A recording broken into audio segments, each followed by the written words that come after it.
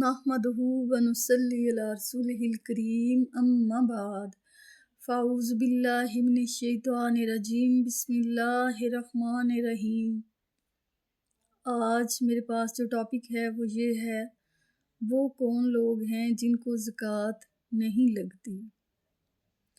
تو سب سے پہلے تو میں یہ کہوں گی کہ وہ فقیر جو آپ کو گلیوں میں اور گاڑیوں کے قریب مانگتے ہوئے نظر آتے ہیں،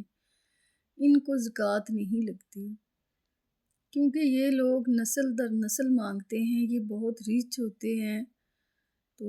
ان کو زکوٰۃ نہیں دینی چاہیے۔ اسی طرح آپ اپنے والدین کو زکوٰۃ نہیں دے سکتے، آپ اپنے دادا ابو اور دادی امی کو زکوٰۃ نہیں دے سکتے، اسی طرح آپ اپنے نانا ابو اور نانی امی کو بھی زکوٰۃ نہیں دے سکتے۔ ہاں، البتہ آپ اپنے غریب بہن بھائیوں اور غریب رشتہ داروں کو زکوٰۃ دے سکتے ہیں، اور جن لوگوں کو زکوٰۃ لگتی ہے ان کو احسان جتائے بغیر آپ زکوٰۃ دیں۔ ہاں، البتہ جو آپ کے رشتہ دار کہیں کہ ہمیں زکوٰۃ نہیں چاہیے، آپ ہمیں زکوٰۃ نہیں دیں، تو پھر آپ ان کو زکوٰۃ نہ دیں۔ اگر آپ جان بوجھ کر ان کو زکوٰۃ دیں گے تو پھر وہ عمل آپ کا سود میں جائے گا، اس لیے اس بات کا بھی زکوٰۃ دیتے ہوئے خیال رکھا کریں۔ اس کے علاوہ جو سید ہوتے ہیں ان کو زکوٰۃ نہیں لگتی۔ رسول پاک صلی اللہ علیہ وآلہ وسلم کے پاس صدقے کی کھجوریں آئیں، تو امام حسن رضی اللہ تعالیٰ عنہ نے کچھ کھجوریں کھا لیں، تو آپ صلی اللہ علیہ وآلہ وسلم نے ان کو قے کروا دی اور فرمایا کہ سید جو ہیں ان کو زکوٰۃ نہیں لگتی۔ پھر تھوڑی دیر بعد صدقے کا گوشت آیا، تو آپ صلی اللہ علیہ وآلہ وسلم نے وہ گوشت رکھ دیا۔ پھر ایک عورت آئی جس کو صدقہ لگتا تھا، آپ صلی اللہ علیہ وآلہ وسلم نے وہ صدقے کا گوشت اس عورت کو دے دیا۔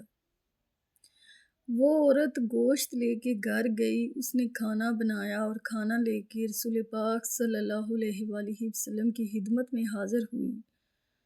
اور کھانا پیش کیا۔ آپ صلی اللہ علیہ وآلہ وسلم نے وہ کھانا کھایا، تو صحابہ نے کہا، یا رسول اللہ صلی اللہ علیہ وآلہ وسلم،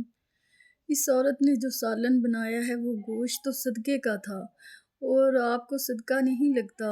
تو آپ صلی اللہ علیہ وآلہ وسلم نے فرمایا کہ وہ صدقہ تو اس عورت کے لیے تھا، جب وہ صدقے کا گوشت اس عورت کے پاس پہنچا تو وہ اس کی مالک ہو گئی، اب اس کے گھر سے میں بھی کھانا کھا سکتا ہوں اور کوئی اور بھی چاہے تو کھانا کھا سکتا ہے۔ اس سے یہ بھی بات واضح ہو جاتی ہے کہ اگر آپ کسی ایسے گھر میں مہمان جائیں جہاں گزر بسر زکوٰۃ کے پیسوں سے ہوتی ہے، تو آپ یہ سوچ کر مت گھبرائیں کہ ہم زکوٰۃ کھا رہے ہیں۔ وہ زکوٰۃ ان کے لیے ہے، جب وہ اس کے مالک بن جاتے ہیں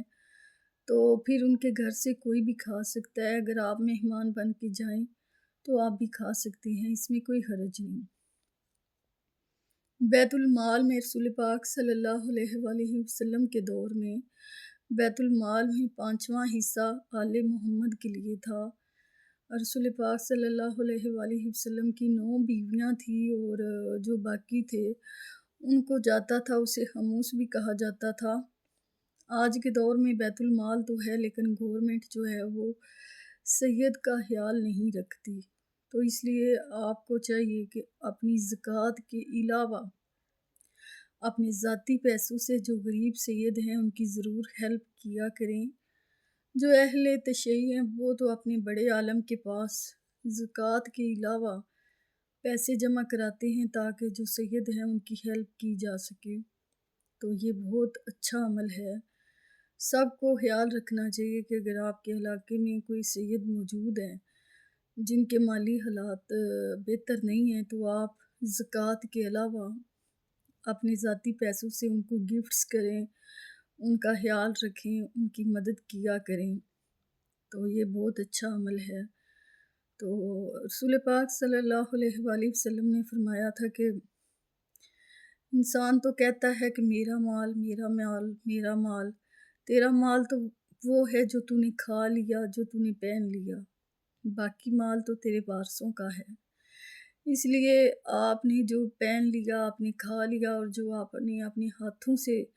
دوسروں کی مدد کر دی وہی آپ کے کام آئے گا،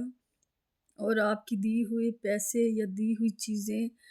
وہ ضائع نہیں جاتی، وہ اللہ کے ہاں سٹور ہو جاتی ہے، انشاءاللہ آپ کو ضرور ملیں گی۔ تو آپ اپنے علاقے میں جو ہے وہ خیال رکھا کریں کہ جن کو زکوٰۃ نہیں لگتی، سید جو ہیں، تو ان کو بھی آپ جو ہے وہ ضرور اپنی زکوٰۃ کے پیسوں کے علاوہ ان کی ضرور ہیلپ کیا کریں۔ اللہ تعالیٰ آپ کو اور مجھے عمل کی توفیق عطا کرے، آمین۔